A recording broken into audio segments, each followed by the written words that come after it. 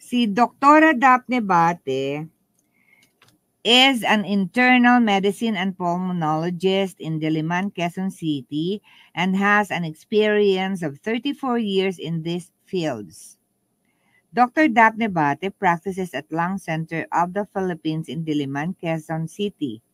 She completed BS Biotechnology from the University of the Philippines, Manila, and she is a Doctor of Medicine from the University of the East Ramon Magsaysay Memorial Medical Center and Master's degree in Public Health from the University of Melbourne, Australia.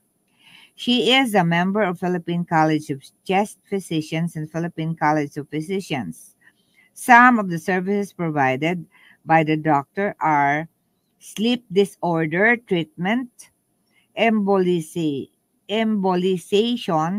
bronchitis treatment, and critical care and tuberculosis, etc. Okay, yan po ang ating guest. So we'll call her again para sa kanyang interview. Ayan. So, I hope na ma-answer niya to agad. Ayan.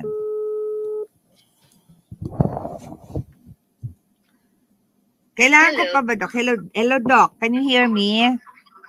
Yeah, I can hear you. Yes, okay. So, na-introduce na kita. Siguro later, after the show, you can watch it para makita mo yung interview sa'yo. Anyway, ikaw daw ay merong specialization doon sa marami ang may problema ngayon ang hindi makatulog. Ano yan? Hello? Hello, yes, Doc. Are we on in the Yes, air? we're on air now. At your picture is there already sa ating monitor. Okay. Okay, Doc. So, ano ba yung tawag doon sa sakit na hindi makatulog, Doc? Insomnia. Insomnia. Pero it's under the category of sleep disorders, yung mga hindi makatulog. Hindi makatulog, Doc. Yeah. Sabi under doon sleep disorders yun. Sabi, Doc, isa daw yun sa specialization mo na ginagamot mo? Yeah, pero sa pulmonary medicine, marami yun eh. May mga subspecialties pati pulmonary medicine. Like for example, meron din kaming experts sa interstitial lung disease, tuberculosis. Tapos sleep disorder is just one of them. Okay. So kasama yun, Doc, yung sleep disorder talaga. So ang ibig sabihin ba na pagka yung tao ay may sleep disorder, does it mean na meron din siyang tendency na meron siyang tuberculosis or something? Hindi. Not necessarily. They're different diseases. Okay. Kakaibang sakit yun. Okay. Pag sinabi mong sleep disorder, hindi naman yung may... Kasi under sleep disorder, maraming specialties pati. May psychiatry.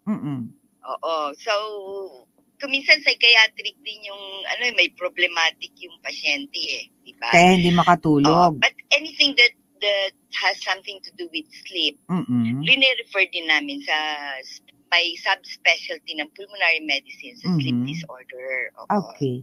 Oo. So, usually, Doc, aside from yung merong malaki sigurong problema na dinadala, ano po ba usually ang ng sleep disorder, ang cause? Kung psychological, marami siyang iniisip. Okay. So, psychological. More of psychological pag yung mga ganon. Pero there's some, pagka-sleep disorders, yung talagang may problema ka rin sa pagtulog eh. Mga iba, bigla na lang tumitigil. Yung mabagal ang paghinga during sleeping, yung mga ganoon. And sometimes, yung patient, may mga investigatory mechanisms to find out kung ano yung cause noon. Ito naman, Doc, tungkol naman dito sa init ng panahon. Napakarami ngayon ang merong sakit, no? Ano po ba masasabi ninyo o inyong maipapayo doon sa mga kababayan natin o kabaro natin na may mga asthma? Yung mga may asthma. Oo. Alam mo kasi, ang asthma, sakit, yan eh, parang allergic reaction. Part ng hypersensitivity reactions ang asthma eh. And pagka wala silang sumpong, normal ang kanilang pulmonary function. Pero pag may sumpong sila, bumabagsak yung nahirapan sila huminga, may bronchoconstriction, tapos nandoon yung signs and symptoms ng cough, difficulty of breathing, and wheezing. Natitrigger ito. No? Sabi ko nga, normal ka in-between attacks eh. Pero pag na-trigger yan, nagkakaroon ka ng asthmatic attack. Ang tawag namin medically is exacerbation of asthma. And this can be due to many causes. Number one, yung mga allergic reactions nila sa mga allergens. No? Number two, pwede rin yung temperature. Ayun. Kaya pag mainit, natitrigger sa if they feel so uncomfortable. No?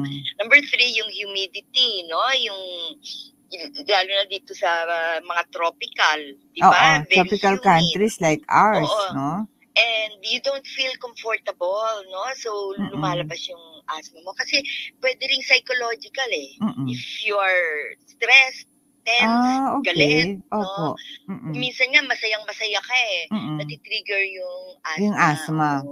Oo. Pero ang malakas na mag-trigger din ng asthma is infection. Eh, alam mo naman sa mga tropical areas, marami din infection kasi ang bacteria and viruses, they love to live in our yung environment natin na. So lahat yan nagtitrigger ng asthma. That's why patients with asthma should have yung maintenance ng medications nila pagka ganitong hindi nila gusto yung weather. Kasi depends upon the person kung ano ang nagtitrigger ng asthma niya. Exercise, exercise-induced asthma, pwede din yan. Doc, is it really true or is it a fallacy na if ever daw may hika o may asthma, pag maliit pa at hindi na bumalik, sa pagdating ng old age babalik, something ganon? Oo. Nasa books talaga yan. Yan? It will always say na during younger age, pwede siya magkaroon ng asthma. And on the average, at the age of 9, average to it stops. No? Nawawala. Pero it can come back at the age of 35 years old on the average. Pwede din wala kang asthma during childhood. Pagdating mo naman ng 35 years old on the average, pwede kang magkaroon ng asthma. Titignan mo lang na ang history ng pasyente, no? Kung meron siyang family history at saka past history of asthma. Yun. So, ganun ang kuwan ng asthma. Ganun ang kanyang cycle or pattern. So, another question for you, Doc Daphne, is tungkol dito sa tuberculosis.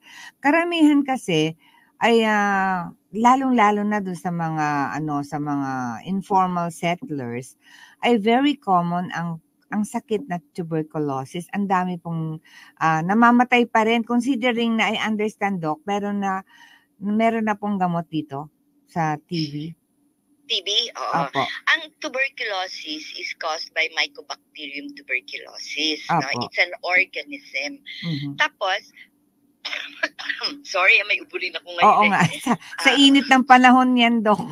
Pero I feel better now. Okay. Ang ginagawa ng tuberculosis is that it is infectious. Bata ka pa lang, nakukuha mo na yung tuberculosis sa Pilipinas. Kasi maraming may tuberculosis nahahawa sila sa matatanda. Pero when they get it, pwedeng hindi naman active. They just stay inside the body. Okay. Pero ang tawag namin doon latent tuberculosis. Nandoon siya, pero hindi siya nag-activate. Ang tawag namin doon latent. Tapos ang diagnosis niyan is by skin testing, yung tuberculin na tinatawag namin. Pag nag-positive, meron siya noon. Pero hindi naman active. Pagka bumaba ang resistensya ng tao, it becomes an active tuberculosis. Nakikita na yun sa chest x-ray. Kaya yung mga bata pwedeng magkaroon ng tuberculosis at that age. No? Tawag natin primary complex. Pero kunyari, hindi mo nakuha yung TB hindi ka nag-activate during childhood. Bitbit mo yung tuberculosis hanggang sa pagtanda. At pag humina ang resistensya mo, just like when you get sick, or nagka-diabetes ka, pwede siya mag-activate. Oh my God. Yun yung mga active TB. Now, may treatment tayo sa TB, yung short course treatment. Yan, libre ang gamot sa health center. Mga DOTS program ng Pilipinas, ng DOH. Bakit Dok ang dami pa rin nagkakaroon ng ng TB? Kasi during childhood, nila nga nakukuha. Ang program ng tuberculosis is for active TB lang. Yung DOTS is for active TB. Pero wala sila dun sa, kasi sa dami ng tuberculosis, with all the finances na kakailanganin mo, mas ine-emphasize yung mga active cases para wala nang kumakalat. Oo. Pero bumaba na ang incidence ng tuberculosis, hindi na katulad no, na pagkadami-dami. Oo. Ang TB is mga number 5 cause of disease ng Pilipinas. Pwede rin siya number 5 cause of death, no? Baka nag-improve na, no? That was when I was still before the pandemic. Number 5 cause of disease, number 5 cause of death. Could be better now because of the programs ng DOH.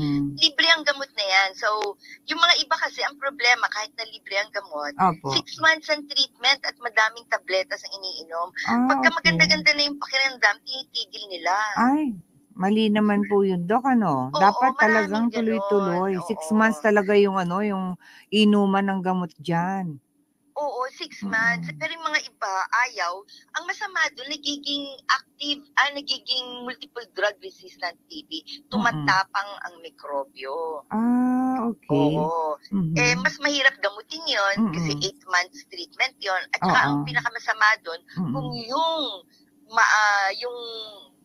matapang na mikrobyo ay mahawaan ng ibang tao na first time. Makuha nila yung multiple drug resistant microorganism. Yun ang pangit doon. That's why if you have a diagnosis of TB, dapat talaga i-kompleto mo yung treatment. Libre naman sa health center. Pero pag kinumpleto, Dok, ang treatment, will there become a time na magbabalik yung TB? Halos hindi na Halos hindi na. Okay. Active. Basta properly treated ka. Oo, halos hindi na babalik yan. Oo, kasi you also have the immunity against it. Hindi basta-basta nag-a-activate yan. But it can activate again. Gagamot ka na naman ulit. Huwag lang yung magiging multiple drug tuberculosis. Treat ulit yan. Health center ulit. Tapos 6 months treatment ulit. Okay. Sipag lang ba? Oo. Yung iba kasi siguro, Dok, talagang, iba kasi parang ayaw lumunok ng gamot parang di daw nila kaya lumunok ng gamot kasi malalaki. Usually kasi, Dok, ang alam ko dyan, di ba parang mga capsule, tama ba? 4 na tabletas kasi ang iniinom pag adult. Okay. Biro mo yung 4 na yon. Parang naman umiinom ka lang ng maintenance pagtanda mo Oo. Kaya kunyari, you're young and you're forced to take 3 tablets usually sa babae, 4 tablets sa mga lalaki at sa matatabang babae. Oo. Kasi it's by weight By weight ang pag-inom ng gamot ng tuberculosis pala. Usually Depends kung on the babae, weight. 3 tablets. Pag lalaki, 4 tablets. Pag mabigat ka, dadagdag ng 1 tabletas. Ayun. Dok, alam niyo po ba na napakaraming gustong makinig sa inyong mga dapat sabihin tungkol sa pulmonary diseases.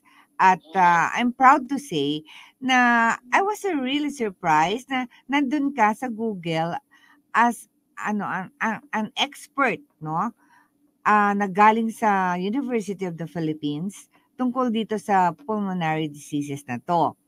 So, hindi pa kita masyadong na-introduce tungkol naman sa iyong mga, meron ka pang isang pinagkakaabalahan yung tungkol sa, you were telling us about yung, you go out and find this mga, ano ba yung kinikwento mo, Doc, before, na mga pinagkakaabalahan mo pa tungkol sa science naman? Tungkol sa kanyan, yung environmental impact assessment. Yan ang pag-uusapan natin, Doc, next time.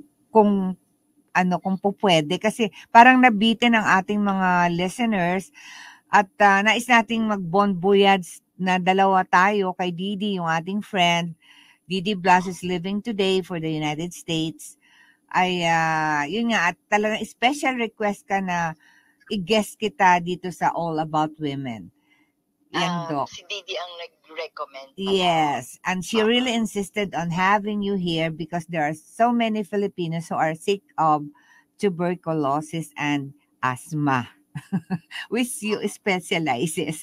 Anyway, Doc, I'm very sorry kasi medyo naubusan tayo ng oras pero I will give you a formal invitation for another time, another Saturday in which you are not that busy para maikwento mo sa amin lahat ng mga ng mga pinagkakaabalahan mo na tulong sa ating mga kababayan. Thank you very much, Dr. Daphne Bate. And we're so happy of having you here in our program All About Women. This has been your host, Dr. Cherry Sarmiento Valliega, for All About Women.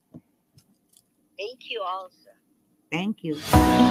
At dito nagtatapos ang isa na namang usapang pangkababaihan kasama si Dr. Cherry Sarmiento Valliega, All About Women. Tunghayaan ang muli nating pagsasama-sama sa susunod na Sabado, alas 9 hanggang alas 10 ng umaga. All About Women, dito lamang sa DWBL 1242 kHz.